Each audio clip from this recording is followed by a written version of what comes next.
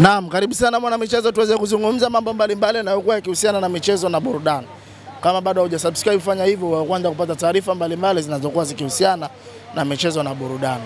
Na ripoti kutokea hapa katika mitaa ya Stesheni, mitaa ya Kaburi moja. Na mbele yangu nimekuja na Pacha ya Simba.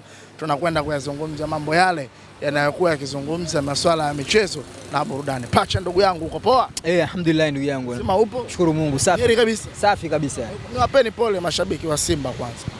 Pole ya nini? Kile kinachoendelea baada ya kufungwa na Azam, mkapalangana, kila mmoja akaenda na saizi yake ambako anapopajua yeye. Unajua unapotuambia pole, sisi kwanza kufungwa na Azam tumefurahi. Kabisa. Kabisa. Kufungwa na Azam tumefurahi. Kwa sababu kama tungefungwa na Yanga tungeadhirika. Tungeweka wapi sura zetu?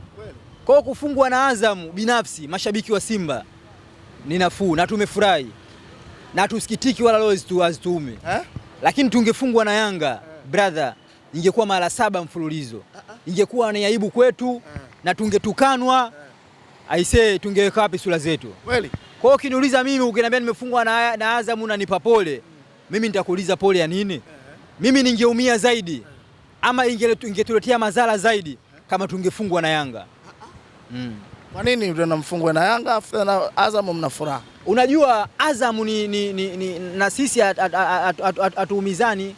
Umeelewa? Unapozungumzia Simba na Azam kwenye historia ni watoto wa baba mmoja mama mmoja. Umeelewa? Hawa ni wenzetu Azam. Kwa kutufunga sisi ni sawa. Wenzenu kivipi? Mbona uweki sawa Pacha? Azam na Simba hakuna uadui. Azam na Simba ni watoto wa baba mmoja wa mama mmoja. Kwa hiyo wanapotufunga sisi Azamu tunahisi kwamba tumefungwa na ndugu yetu. Tumefungwa na wenzetu. Umenielewa? Ndio maana unaambiwa ugomvi wa ndugu usiingilie. Hawa wataelewana. Mimi ningefungwa na Yanga ndio ningekuwa fezea. Kwanza nisingeongea na wewe hapa leo. Kwa nini tu? Wiki nzima tungekuwa tunajificha. Kwa Azam na sisi kutufunga, huu ni ugomvi wa ndugu. Nyinyi msiingilie. Azam ni wetu, hawa ni watoto wetu. Hawatushughulishi. Umeelewa? Lakini kufungwa na Yanga ndo matusi makubwa. Kwa hiyo mngekutana na Yanga kwenye hatua ya finali ndo shughuli ingekuwa pepo. Yanga angetuwazili tuwe wa kweli kabisa. Kufungwa na Yanga angetuwazili. Ujue na ndo maana kama nilivyozungumza awali, bora tulivyofungwa na Azam. Unajua haya matusi yote ambayo tunatukanwa sisi mtaani. Wengine watuita mashangazi, wengine wanaambia tunaacha ndala. Hii kwanza hii kauli serikali muingilie kati. Shangazi. Unapotuita sisi mashangazi au unatuambia sisi wagawa utamu.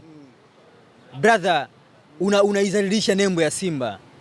Unatutukanisha sisi mashabiki wa Simba. Serikali mko wapi? Serikali kwa nini hamuingilii kati?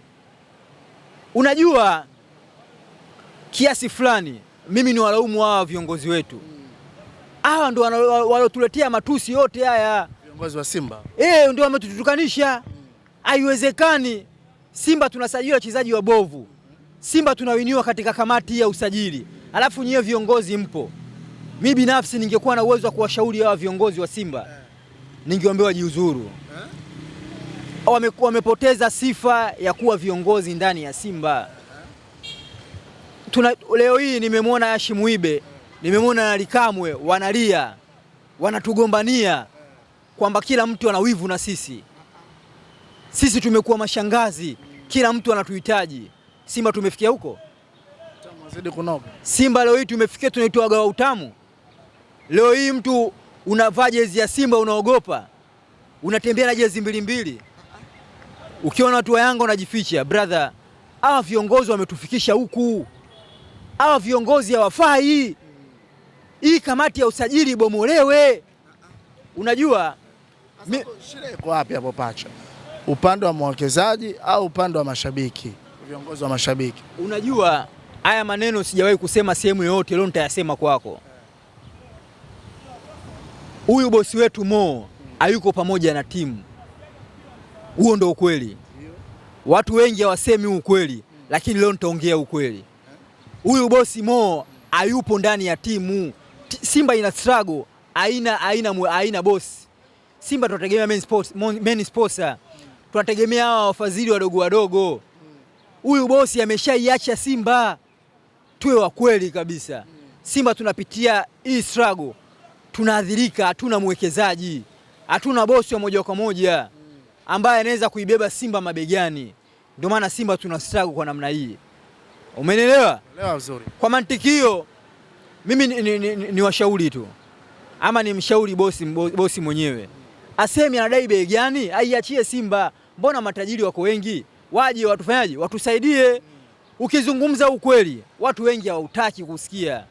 Ukweli watu wengi hawataki kusikia. Kwa hiyo so far wanakupinga kwa namna moja au nyingine.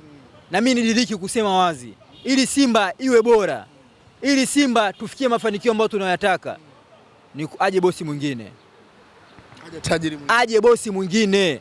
Tutamlaumu Mangungu, tutamnyoshea vidole Mangungu, tutawalaumu wanachama ikiwemo kamati ya usajili, lakini so far wafanye nini? Unajua, unapozungumzia mpira miguu unahitaji budget. Mpira unahitaji fedha wangu. Na ndio maana mimi nafika mbali nasema viongozi wa Yanga ni bora kuliko viongozi wetu sisi. Unaweza kuona engineer anapanda ndege anaenda kumsajili mchezaji mwenyewe. Alan Okello huyu mchezaji bora tulimtaka sisi. Yeye ndo wa kwanza kuhusishwa na. Wana wa Simba ndo tulimtaka huyu Alan Okello. Lakini kwa nini Yanga waenda kumchukua? Sababu ni moja tu. Yanga wana hela kuliko sisi. Yanga wana viongozi bora kuliko sisi. Huu kweli lazima usemwe. Unajua watu ambao wanaiharibu Simba nao, huyu Kisugu na Mzaramo. Kisugu na Mzaramo hao ndo wanaiharibu Simba. Hawasemi ukweli. Matatizo ya Simba, brother, tuwe wa kweli kabisa. Simba ina madudu mengi. Watu ambao wanasimama kuisemea Simba ukweli kabisa 10 kwa 1. Na ndio maana mimi niko mtu wa hivi. Umenelewa? Lazima tuongee ukweli kwa maslahi mazuri ya Simba. Simba leo hii ina struggle na Simba haiwezi kuwa sawa. Simba haiwezi kuwa sawa mpaka impate boss. Simba haiwezi kusimama kuwa sawa mpaka waje bosi. Unajua, unawezekana ukawa na wachezaji quality, ukawa na wachezaji bora, lakini wale wachezaji wanahitaji fedha. Wachezaji wale wametoka Zambia, wametoka Malawi, wametoka walipotoka, wamekuja kucheza mpira, ndo kazi yao. Mchezaji usipompa bonus, mchezaji usipompa mshahara kwa wakati, atacheza chini ya kiwango. Of course utamwona mchezaji mbovu. Kwa nini? Ana malupulupu ndoka ndani ya Simba. Ameshaiacha Simba. Umeelewa? Simba sasa hivi hatuna main sport, hatuna bosi mkubwa. Tunategemea main sport sawa wadogo. Ndio sababu Simba tunayumba. Tusitafute mchawi. Tusiseme kwamba Simba tunatafuta sababu ni kocha, sababu sio wachezaji, sababu sio Mangungu, sababu hatuna bosi ambaye anatoa hela kwa moja ambaye anaweza kuibeba mabegani Simba. Huo ndio ukweli. Bwana, kesho ni finali ya michuano ya Mapinduzi. Nataka kufahamu kitu kutoka kwako Pacha. Kesho mnamsupport nani? Unajua, tuwe wa kweli kabisa. Hakuna shabiki yote wa Yanga atafurahia, hakuna shabiki yote wa Simba atakayefurahia Yanga ipate matokeo. Umeelewa? Na ndio maana tunasema Yanga akicheza hata na timu yoyote, Yanga akicheza na Andazi, bado sisi tutabakia mashabiki wa Andazi. Hatufurahii mafanikio ya Yanga, tuwe wa kweli. Hatutaki Yanga achukue ile kombe. Brother, Yanga akichukua ile kombe tutaweka wapi sura zetu? Ndio maana mimi nadiriki kusema nitasali, nitafanya toba zangu ili kombe achukue Azam kesho kwa namna yote ile. Hapo amekufunga mara 2 mfululizo na matani mengine ya kejeli kuitwa mpaka mshangazi, lakini bado mnasimama nao. Azam sisi ndugu zetu. Mnaogopa paredi ya Yanga. Unajua Azam na Simba, hebu fuatilia, upo ujamaa namna fulani. Na ndio maana mimi sidiriki, nilifurahia kusema kwamba Azam ametufunga kuliko kufungwa na Yanga. Mashabiki wote wa Simba tutaisupport Azam. Wachukue ile kombe, watufute machozi. Unajua Yanga anapochukua ubingwa, Yanga anapopata mafanikio, madhara makubwa yanatukuta sisi Simba. Tunatukanwa, hatuishi kwa amani, tunadhalilishwa, tunazidi kuitwa mashangazi. Kwa mimi ningeomba Azam wafanye wachukue ile kombe ili kutufuta haya matusi ambayo tunatukanwa hapa mtaani. Kabisa. Mimi ningeshauri ama ningependeza, ningeomba Azam wachukue ile kombe. Ungeomba? Azam wachukue ile kombe, watufute haya machozi tuliokuwa nayo. Watufute hii jeuri ambayo Yanga wako nayo. Ningewaomba Azam waweze kuchukua ile kombe ili watufute chikilio ambacho tuko nacho. Bwana, miongoni mwa matukio gani ambayo kamwe hautokaa kuyasahau kuhusiana na Simba yako hii ambayo unaiona kinachoendelea? Unajua matukio ambayo nitahuzunika nayo ikiwemo sisi kuitwa mashangazi. Unapotuita sisi shangazi, unapotuita sisi wagawa utamu, brother, ni jambo ambalo linatuumiza kweli. Kitu ambacho kilichotufedhesha, kitu ambacho kilichoiathiri klabu ya Simba, kuitwa sisi wagawa utamu, kuitwa sisi mashangazi. Brother, katika tukio ambalo sitokuja kulisahau, basi kuitwa hivyo. Jambo ambalo limetufedhesha moja kwa moja. Leo hii ukimwona shabiki wa Simba anakuwa mnyonge mbele ya shabiki wa Yanga. Na of course wanayo sababu. Mtu anakufunga mara 6. Kwa nini asikuite shangazi? Kwa nini asikuite mgawa utamu? Utajitetea nini? Mara 6 mfululizo back to back. Brother, kwa kweli tunaumia. Kwa kweli tunaumia. Na sio tuwe wa kweli kabisa. Tuwe wa kweli. Kitu ambacho kinachotuumiza sisi mashabiki wa Simba kuona Yanga inapata maendeleo ama inafanikiwa kwa moja kwa moja. Unaumizwa kuona Yanga inapata mafanikio.